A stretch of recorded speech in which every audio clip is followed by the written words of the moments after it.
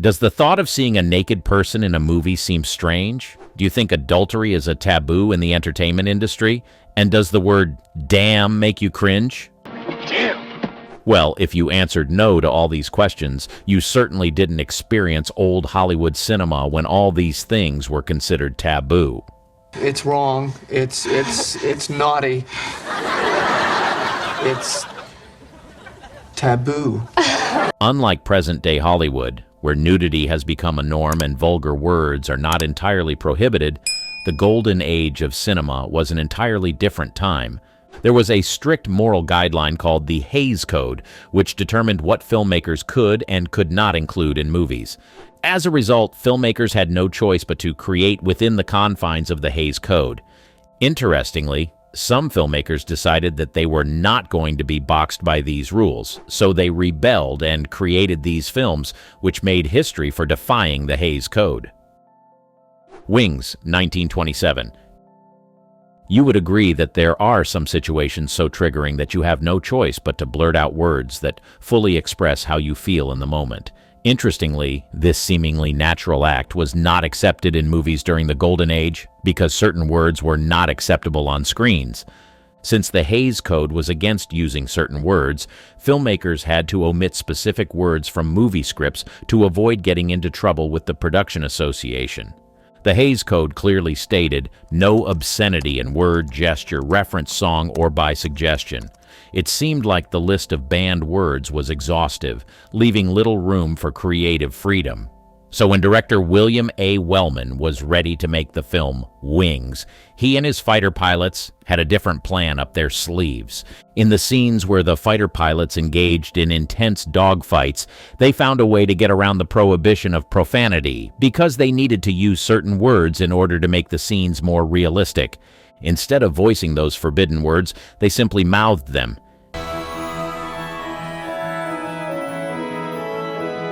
Yes, you heard that right. Silent profanity. It was like watching a silent film, but with some not-so-silent language. The audiences got the message, and the filmmaker didn't have to cut out any scenes. It looked like the plan worked perfectly, but soon enough, Wellman was faced with the consequences of his actions. His actions made the Hays Commission quickly tighten its grip on the code, making sure that even silent profanity was a no-go. Despite his risky move to avoid censorship and the consequences that followed, the film ended up performing well, and it even won an Academy Award.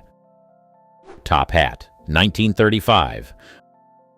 I bet you can't count how many times you have heard the word damn in some of your favorite movies, but back in the day, that very word was considered profanity. While many filmmakers chose to remove the word entirely from their scripts, filmmakers like Mark Sandrick devised strategies that allowed them to use such words subtly. In the film Top Hat, which is a 1935 musical comedy film directed by Mark Sandrick and starring the legendary dancing duo Fred Astaire and Ginger Rogers, the director had to find a way to brilliantly avoid censorship. Although the film is now regarded as one of the most iconic and beloved films of the golden age of Hollywood, very few people know the creativity that was put into it to bypass the Hays Code. In one scene, set in a horse-drawn cab, the charismatic dancer Jerry Travers, played by the legendary Fred Astaire, pulls off a daring linguistic dance. Pretending to be the cab's driver, he engages in conversation with Dale Tremont, portrayed by the incomparable Ginger Rogers. The topic? A racehorse's lineage, a subject you'd think would be free of controversy. Travers smoothly drops the bombshell that the horse boasts a pedigree and was sired by none other than the famous Man o' War. Tremont, inquisitive as ever, wants to know about the horse's mother. Travers, with a twinkle in his eye, starts to answer, saying, "Oh, I don't know, miss, he didn't give a..." And then, right there, he leaves it hanging. "Oh, I don't know, miss, he didn't give a damn." The clever wordplay at play here is nothing short of genius. The aim was to leave the viewers to connect the dots between damn, meaning the horse's female parent, and the verboten curse word damn. It's a linguistic sleight of hand, a wink and a nod to those in the know, and a way to sidestep the code's stringent rules on profanity. Mark Sandrich's audacious move paid off beautifully. His subtle yet daring maneuver slipped right under the radar of the code enforcers, leaving Top Hat free to sparkle on the silver screen, proving that in the world of Hollywood, creativity always found a way, even in the face of censorship's strictest taboos. His strategy showed other filmmakers that through creativity, they could boldly tell their stories without the fear of being queried by the Hays office. In a time when most filmmakers were playing it safe, his brilliance gave them wings and inspired them to think outside the box. Every Day's a Holiday, 1937. If you know anything about Mae West, you'll know that she wasn't one to play by the rules. Being a rebellious actress and playwright in her time meant that she was always getting in trouble due to censorship issues. She once bragged, saying, "Don't forget, dear, I invented censorship. Imagine censors that wouldn't let you sit in a man's lap. I've been in more laps than a napkin." With this kind of boldness, you can already tell that she got into a lot of trouble. Mae faced so many obstacles as a result of filming rules that she began to invent ways to bypass the obstacles. It is safe to say that she was the ultimate rebel in the golden age of Hollywood, where the Hays Code's grip on morality was tight. Mae West was known for her sizzling performances that oozed sensuality and wit. Films like I'm No Angel catapulted her to stardom, and she became a symbol of unabashed sexuality and female empowerment. When it came to censorship, she had an arsenal of tricks for handling the censors. People who knew her secret tactics were aware of her favorite, which was the bait-and-switch tactic. Mae West would pen lines she knew the Hays office would insist on removing, not because they were obscene, but to divert attention from other risque content she wanted to keep. Interestingly, this trick worked for her. In her film Every Day's a Holiday, she faced the same challenges yet again. While there isn't a specific scene in the film that defied the Hays Code in a way that resulted in legal repercussions or censorship, the entire film was peppered with Mae West's signature double entendres and suggestive humor. To the gentleman with the mouthful of marbles. And now I am the proprietor of the Brooklyn Bridge. Here's your receipt. Mae West's character in the film, Peaches O'Day, was known for her bold and flirtatious dialogue, often delivered with a wink and a nod. It wasn't any one scene that caused controversy, but rather the film's overall tone and the innuendos woven throughout the script. These elements challenged the Hays Code's guidelines on moral standards and decency, which clearly required a more conservative approach to storytelling. Make Way for Tomorrow, 1937. Out of all the rules enforced under the Hays Code, one of the most stringent was the issue of adultery. You see, back then, adultery was not only considered a taboo, but also an abomination. Actors and actresses who were caught committing adultery in real life were called all sorts of names, and there were also strict rules against depicting the act on set. Interestingly, when the film Make Way for Tomorrow was made, one of the strongest and most obvious themes in the film was adultery. Makes you wonder how the makers of the film got away with it, doesn't it? Well, one thing was obvious. The director, Leo McCarey, tiptoed around the code's stringent rules regarding adultery. The film revolves around Rhoda Cooper, portrayed by Barbara Reed, who leaves home under mysterious circumstances after a suspicious meeting with an older married man. In present-day Hollywood, this is a normal and acceptable storyline, but things were different back then.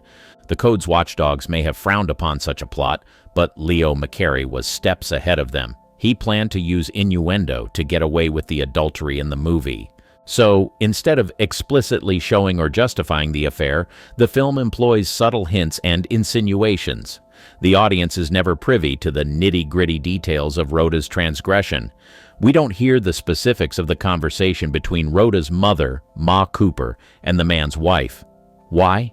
Because the makers of the film were aware that this tactful omission not only preserved the dignity of the characters, but also skirted around the code's dictate that adultery must not be explicitly treated. If such brilliance was not used, the film would have probably not made it to screens.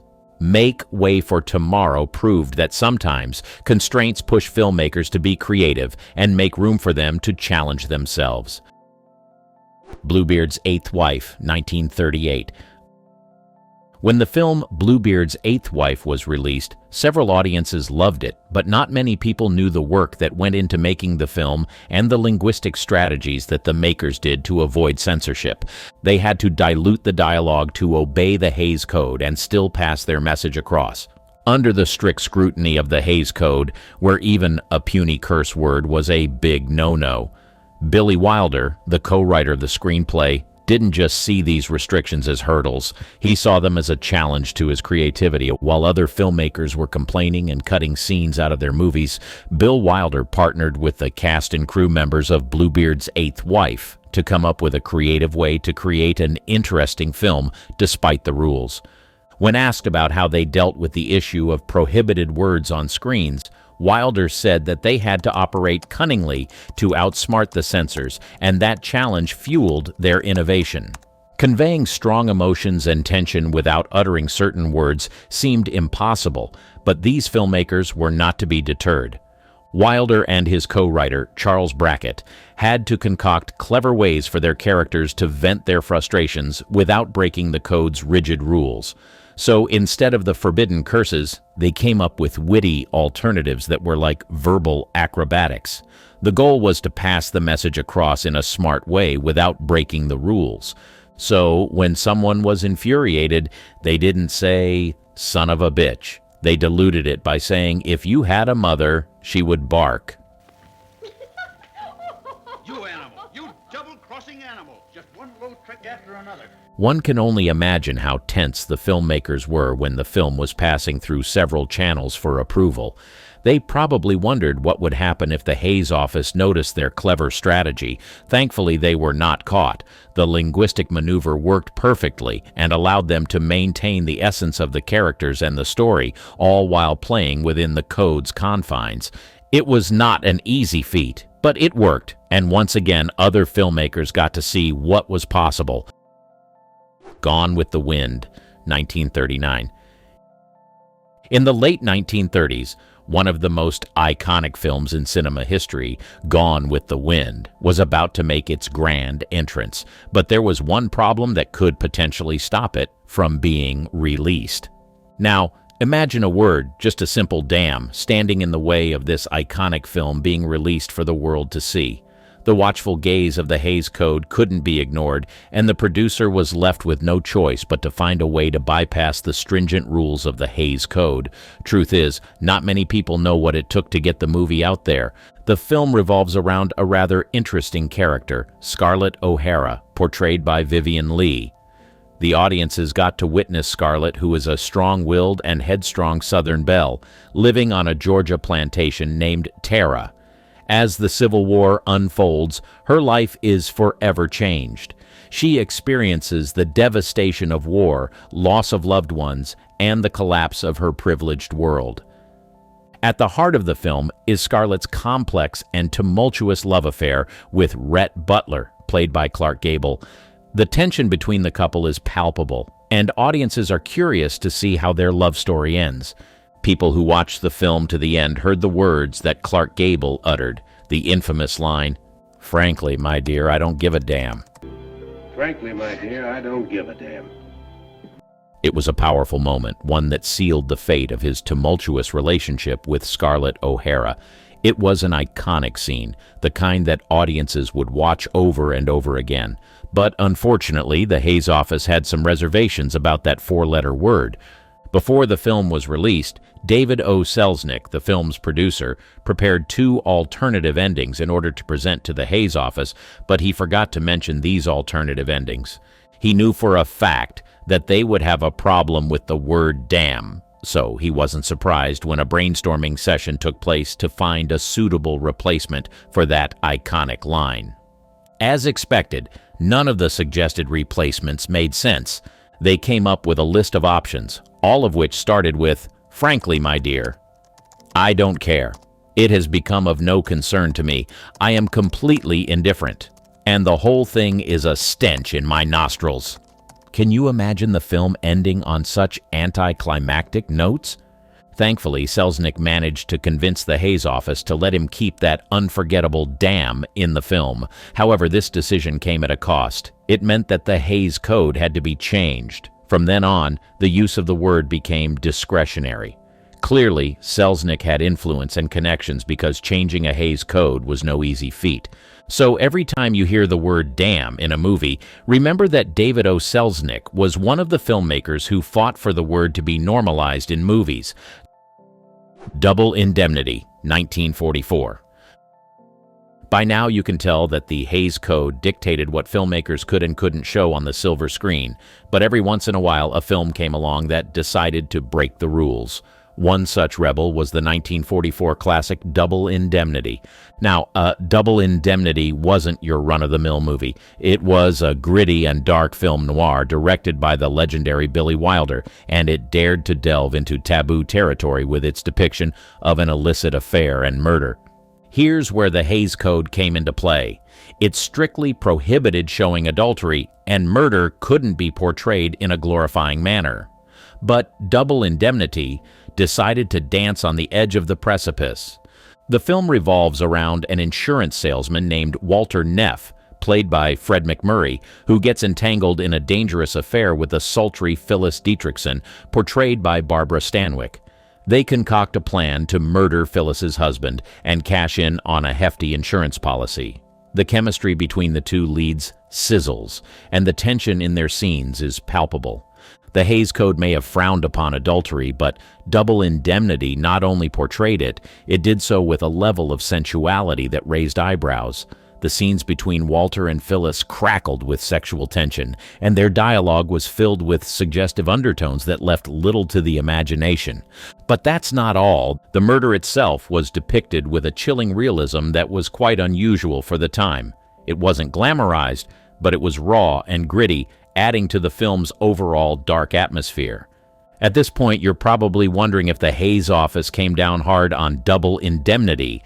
Well, not exactly. The film managed to slide under the radar. It received some pushback, but Billy Wilder's incredible storytelling and the brilliant performances of the cast made it hard for censors to crack down completely. Double Indemnity went on to become a classic. Notorious, 1946.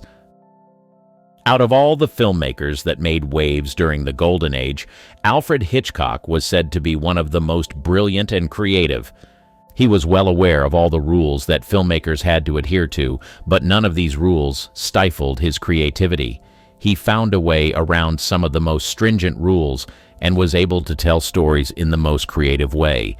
When he set out to make the 1946 film Notorious, he had to come up with a clever way to bypass the rule against excessive and lustful kissing. Yes, you heard that right. Back in the day, a movie like Kissing Booth would have not been aired even for a second.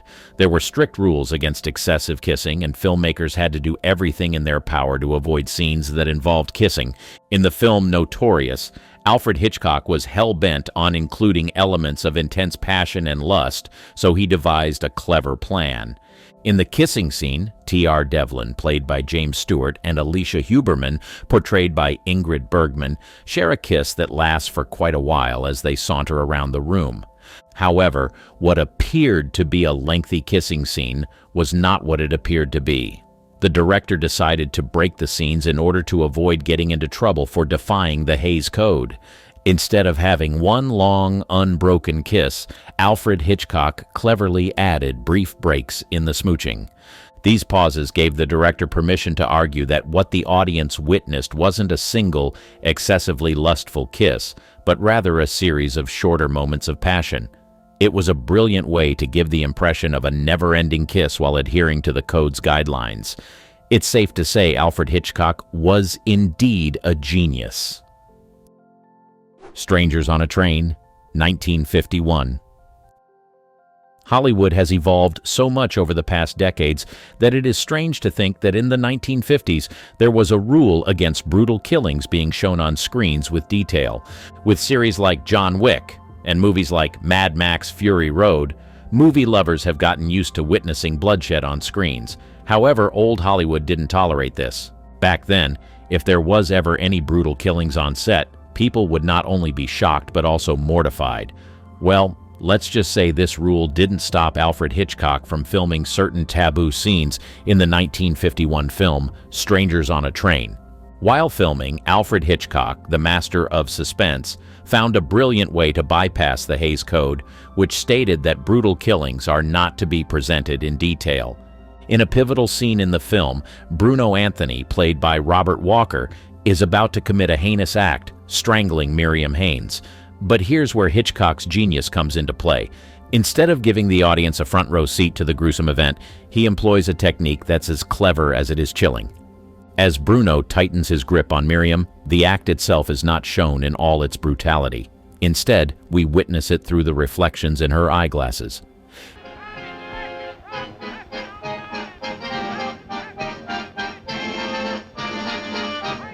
Imagine seeing a murder through the lens of twisted, distorted glasses, a visual representation of the killer's twisted mind.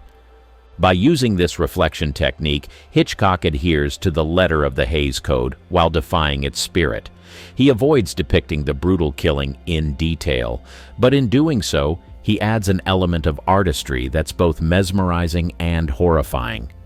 Alfred Hitchcock got away with this scene as a result of his brilliance and challenged other filmmakers to think about the box as well. For movie lovers, Strangers on a Train showed them a different side to movies and the viewing possibilities that existed beyond what they were used to. The Girl Can't Help It, 1958. These days, nudity in films has become the norm, and no one seems to have an issue with it. However, during the Golden Age, things were completely different. It was considered a taboo for an actor or actress to appear on screens without clothes or not probably covered. But it seems like director Frank Tashlin was willing to take his chances and break this rule when he had the opportunity to work with the beautiful and captivating Jane Mansfield on his set. On matters concerning nudity, the Hays Law clearly stated the prohibition of any licentious or suggestive nudity, in fact or in silhouette, and any lecherous or licentious notice thereof by other characters in the picture. As a result of this strict rule, filmmakers had no choice but to ensure that their stars were properly covered while shooting. However, when Frank Tashlin set out to make the movie The Girl Can't Have It, starring the beautiful Jane Mansfield, he didn't fully adhere to the Hays Law on nudity. Anyone who watched the film would have noticed that director Frank Tashlin, being the maverick that he was, decided to push the boundaries in a way that had never been done before.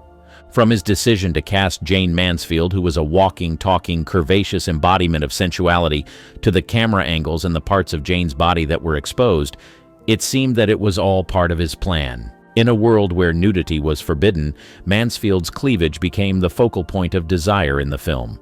It was like a tease, a tantalizing glimpse into a forbidden world of sensuality.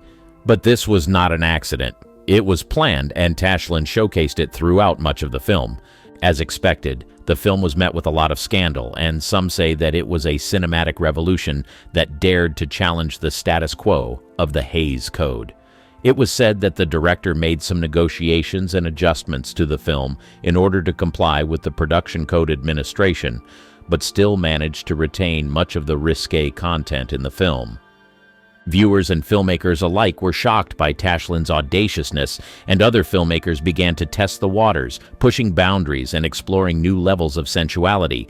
It's safe to say that he gave other filmmakers the confidence they needed to try new things. If you found these filmmakers inspiring, you'd love this video about some of the most groundbreaking women in the history of Hollywood.